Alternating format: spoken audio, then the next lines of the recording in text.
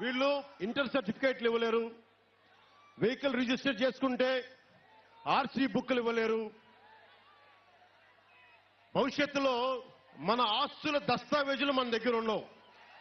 మీ ఆస్తి మీది కాదు, మీ ఆస్తి వైఎస్ జగన్ది, మీ ఆస్తి వైసీపీది.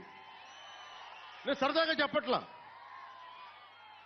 మనమంతా భవిష్యత్తులో మనం ఆస్తి కొంటే పసుపు కుంకుమలకి మన బిడ్డలకి ఇవ్వడానికి మన దగ్గర ఉన్న దస్తావేజులు వైఎస్ జగన్ దగ్గర ఉంటాయంట, ఇవన్నీ గవర్నమెంట్ దగ్గర ఉంటాయంట. మా ఆస్తి పత్రాలు మీకేంటే సంబంధం? మా ఆస్తులు అవి, మా పేపర్లు, మా సొంతం, అది మా హక్కు. అది నీ దగ్గర ఉంటానంటావేంటవి? అంటే అంచెలంచెలుగా మీ అందరి జీవితాల్ని వాళ్ళ గుప్పిట్లో పెట్టుకుంటా ఉన్నారు.